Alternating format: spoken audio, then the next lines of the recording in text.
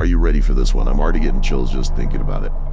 This is by far the darkest we've ever attempted. Yeah, I have to say, even I'm feeling a little uneasy about this one. Huh, I knew you would. Remember that Bivalaru yoga cult case? Oh, how could I forget? This one makes that look like, well, a yoga retreat. Yeah, you're not wrong. This is some seriously disturbing stuff. And for everyone listening, you'll notice we've kept our balaclavas on for this episode. Right.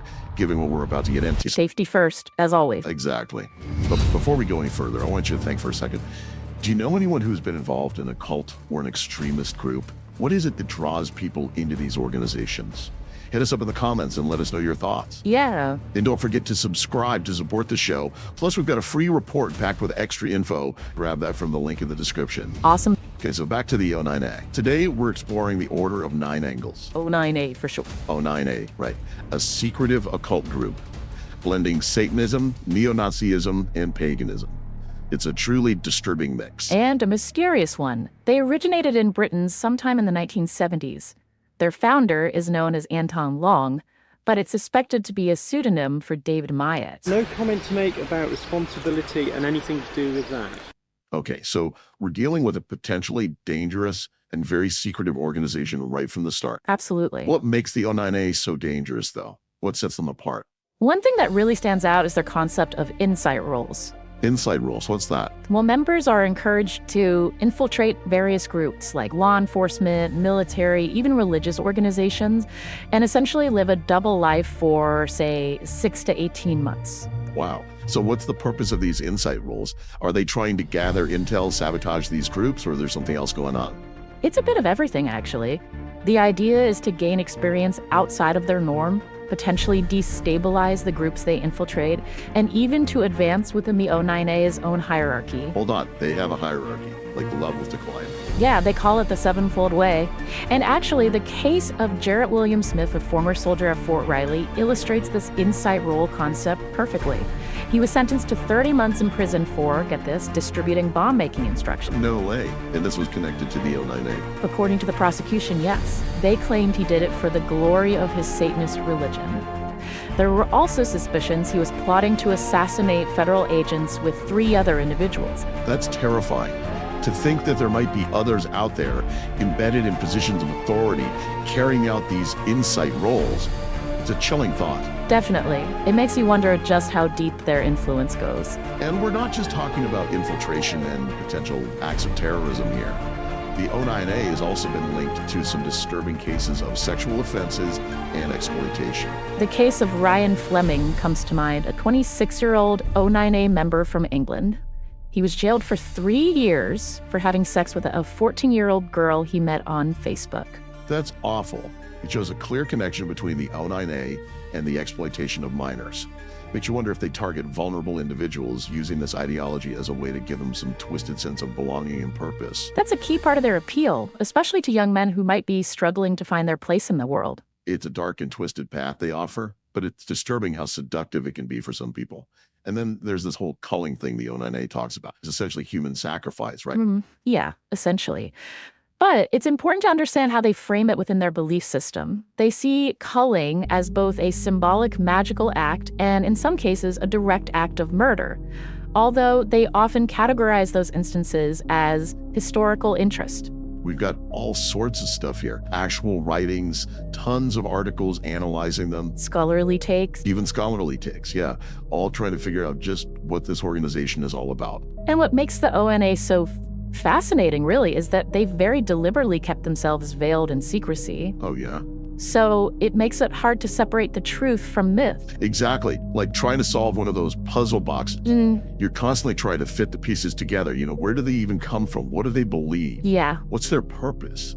So let's start with the basics. Like, where did this group even spring from? Well, the O9A claims to be rooted in these really ancient pagan traditions, one specifically found in Britain. And they believe that these traditions offer like a primal and natural way of life that modern society has, well, stifled. So they're basically saying, we've been led astray. Society has taken us off some authentic path. Yeah. They view it as a form of de-evolution. De-evolution. Yeah. The O9A argues that humans have moved away from what they call a natural aristocracy, where individuals who have strong character, what they call noble instincts, were the leaders, and so they lament what they call the rise of the plebeian. The what? Like the triumph of the ordinary, you know? So not exactly fans of, like, democracy or equality then? Not really, no. They believe that modern society, with its emphasis on equality, democracy, all these abstract laws, has actually weakened humanity as a whole. Interesting. They see it as a system that rewards mediocrity, suppresses individual potential, so they long for a return to a more hierarchical system, one where strength, your character, determines your place in the world. That's a pretty bold statement. Yeah. But what do they actually propose? What's the alternative? What's their big plan? Well, this is where things get a little unsettling. Okay. They advocate for something called culling. Culling? Which, to put it bluntly, means human sacrifice. Whoa, hold on. Human sacrifice. Are we being literal here? They are completely serious. This isn't just some theoretical concept. They expect their members to carry out these culls. It's like the ultimate test of commitment, of character. In fact, they even have this whole system for debating and voting on proposed culls within their groups. They call them nections. That's a lot to process. How can they possibly justify something like that? It just seems so fundamentally wrong. That question really goes to the core of why the O9A is so controversial. They believe that conventional morality is an illusion, a tool that the weak use to control the strong. They reject this whole idea of inherent good and evil, and instead they embrace what they call exeatic living. Exeatic living, I'm not familiar with that term. Think of it as living life on your own terms, totally beyond the confines of societal norms. Constantly pushing limits, challenging conventions, embracing experiences that, well, most people would find disturbing or, taboo. Taboo, for sure. They believe this is the only way to truly evolve. As individuals. As individuals, yeah. And culling, in their eyes, is just a way of removing those who they deem, well, unworthy or obstacles to their goals. So it's not just about shock value. No. It's a strategy. Exactly. They have a term for this. The sinister dialectic. The sinister what? Dialectic. It's their long-term strategy. It's how they plan to transform humanity, usher in a new eon, a new era. And culling is just one piece of that. Okay, so we're starting to get a sense of their methods. But what is their ultimate vision? What kind of world are they trying to create with all of this? They envision a world that's populated by a new type of human, one that embodies both what they call the sinister and the numinous. Sinister and numinous. Right. They believe that most of us are trapped in this, well, mundane existence, consumed by material desires, shallow pursuits. So everyone outside their orders is basically just like sheep, blindly following along. Yeah, essentially. They see their path, this sinister way, as the true path to liberation, to enlightenment, a way to unlock this hidden potential that they believe lies dormant within us. This is fascinating, but I'm sensing a bit of a paradox here. I mean, they have this brutal, almost nihilistic side, but then they also talk about things like honor and loyalty. How do those things even coexist? That's one of the most interesting things about the O9A. They have this unique code of honor, a set of principles that governs really all their actions, their relationships. So loyalty to their own is paramount. Absolutely. Disputes are settled through duels or combat, and revenge is seen as a duty, not a transgression. It's almost like some, I don't know, ancient warrior code, but with this dark occult twist. Yeah, you're not far off. They romanticize that idea of a warrior aristocracy. Individuals living by a strict code, willing to fight and die for what they believe in. But here's where things get even more interesting. Yeah, I'm all ears. What's the twist? Their views on women. Okay. This is where the O9A diverges significantly from traditional Satanism, which, let's face it, can be pretty patriarchal. Yeah, for sure. The O9A believes that women possess unique qualities that are often lacking in men. Such as? Empathy, intuition, things that are essential for their path of, personal evolution. So they're not just relegating women to secondary roles. They actually see them as vital players in this sinister transformation. Absolutely. They even talk about the need to create a new type of woman. Okay. One who's strong, independent, and really embodies their sinister numinous ideal. They believe these women are crucial for breeding the next generation of their elite. Historical interest. Interesting way to put it. So they downplay the actual killing part, but still promote the idea of culling as a way for their members to, rise in status or something. It's a dangerous and disturbing justification for violence, to say the least. And this isn't just a local UK problem either. The O9A's influence is way more widespread. So they're not confined to just Britain. No, not at all. They have these nexion cells, basically local groups in countries all over the world, the US, Europe, Brazil, you name it, they're probably there. And then there's this really horrific faction, the Rapewaffen. Rapewaffen. It's a splinter group that draws inspiration from both the O9A and Atomwaffen, another neo-Nazi group. What makes them so awful? Well, they actually encourage the rape of white women as a way to increase white birth rate. That's just sickening. Truly vile. This isn't just some fringe group talking in a vacuum. No, not at all. Sadly, there have been arrests connected to individuals who've embraced this ideology. A former U.S. Marine, for example, was arrested for plotting to commit rapes and attack a synagogue. It's a terrifying reminder of how real this threat is. And it's global. There's Legion of Satan in Russia. They're an offshoot of the O9A. And what do?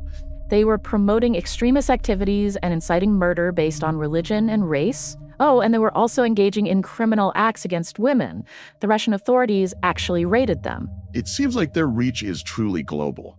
Mm-hmm. But how are they able to spread their ideology so effectively? How are they recruiting people all over the world? A big part of it is their online presence, particularly on platforms like Telegram, where they can engage in both overt and covert influence activities. What's the difference? Well, overt influence is when they openly share O9A literature, their symbols, their beliefs, that sort of thing. Okay, so they're just being upfront about it. Right.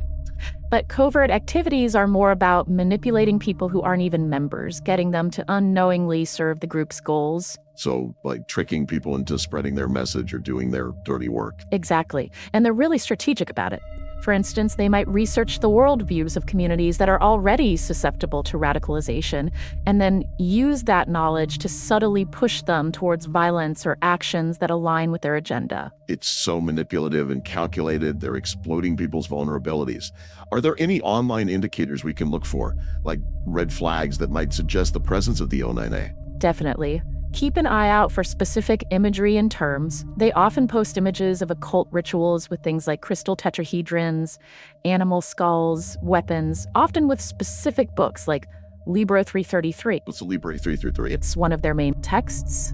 They also tend to call these displays shrines or altars. Okay, so those are visual cues. What about the language they use? Well, they're also big on gore and violence. It's not uncommon to see content featuring gore, headless corpses, even self-mutilation. Why? Is it just to shock people? Partly, yes. It desensitizes viewers to violence, but they also see it as a form of self-enlightenment. Wow, disturbing is an understatement. And this all ties back to their belief in the eventual collapse of society, doesn't it? This apocalyptic worldview they have. Absolutely. It's the justification for their violence and culling, claiming these actions are necessary steps to cleanse society and usher in a new era. It's frightening how this apocalyptic thinking drives their actions. But what is it about the O9A that attracts young men in particular? Why are they so susceptible to this ideology? It's a complex issue, but I think feelings of vulnerability, lack of purpose, and the allure of belonging to something powerful all play a role. So they're looking for something to fill a void. Exactly. And the O9A preys on that, offering them a twisted sense of belonging and empowerment through their hateful ideology. Like a dark mirror of positive self-improvement movements, promising strength and purpose, but through hatred and violence. Exactly. We see this echoed in figures like Andrew Tate. While not directly connected to the O9A, his brand of toxic masculinity, his glorification of violence and misogyny, it creates a breeding ground for these types of ideologies to take root. It's all connected, isn't it? Yeah. And then you have the rise of online extremism with echo chambers and algorithms that reinforce these beliefs and make it even harder to break free. The internet has become a breeding ground for hate. And the O9A's belief in an impending societal collapse only adds fuel to the fire, making violence and culling seem not only acceptable, but necessary in their twisted logic. It's a dangerous and destructive ideology, and it's spreading. This isn't just about the O9A either, right? Mm-hmm. Other groups share these apocalyptic beliefs, and the potential for violence and unrest that comes with that is huge. Is it always literal murder? It can take many forms. Sometimes it's a symbolic act of destruction or a magical ritual. And the O9A believes that this culling, whether literal or symbolic, helps members transcend their limitations, reach a higher state of being. You mean they believe they achieve a higher state of being through acts of violence? That's their belief, yeah. It's a twisted logic. Yeah. And they have a whole system for choosing a victim, right? Yeah, and they even have this process of testing potential victims to see if they're worthy of being sacrificed. The victim, in their eyes, has to prove their weakness. So they're not just choosing random people. No, not at all. There's a method to their madness. What kind of tests are we talking about here? It can vary, but it often involves manipulating the victim into revealing character flaws, doing things the O9A considers unacceptable. It's as much psychological as it is physical. It's just sickening. And they justify all of this as a necessary step towards their goal of societal collapse, creating a new eon or whatever they call it. Yeah, that's their reasoning. They believe by eliminating those they deem weak, they're speeding up the arrival of their new world order. It's a global problem, but we can't give in to fear. The more we understand about these groups, their tactics, the better equipped we are to counter their influence. Knowledge is our best weapon. I agree. Preparing for this really struck me. Just the sheer variety of sources we had to dig into. It wasn't just academic papers and news articles like we usually deal with. Yeah, it was way more than that. We had to go through court documents, FBI files, online forums where these groups operate. It was a lot, but it gave us a much more well-rounded understanding of their activities and ideologies. Well-rounded and totally disturbing. Yeah, for sure. We've spoken to law enforcement officials, researchers who specialize in extremist groups, even former members who've managed to escape. Speaking of former members, one source that really stuck with me was Christian Picciolini's book, Breaking Hate, Confronting the New Culture of Extremism. Oh yeah, Picciolini's story is incredible. He's a former white supremacist who now dedicates his life to helping others break free from hate groups. It's really inspiring. His book gives you such incredible insight into the psychological factors that make people vulnerable to recruitment, the seductive nature of these ideologies, and the long and difficult journey of de-radicalization. That apocalyptic worldview is really at the heart of everything they do, isn't it? It's what drives them to commit these horrific acts. But how do you combat something so shadowy and elusive? They don't exactly have a public face or a membership list we can access. It's a huge challenge for law enforcement and researchers, but we can't let that stop us. We have to keep exposing their activities, educating people about their ideology and tactic. I agree. Knowledge is our best defense. The more people understand about the O9A, the better equipped we are to resist their influence. And of course, we need to continue supporting law enforcement efforts to track and disrupt their operations, both online and off. But it can't just be about arrests and prosecutions. We have to address the root causes that make people vulnerable to these ideologies in the first place. Right. We have to build a society where everyone feels valued, has a sense of belonging and purpose, so they don't turn to hate and violence for meaning. Well said, and a massive undertaking. But it's essential if we want to create a world where groups like the O9A can't thrive. I couldn't agree more. We've gone to some truly dark places. But I think it's important to have these conversations to shine a light on these extremist groups and understand the threat they pose. Ignorance is not an option. Thank you all for listening. Stay informed, stay vigilant, and remember, the best way to combat darkness is to bring it into the light.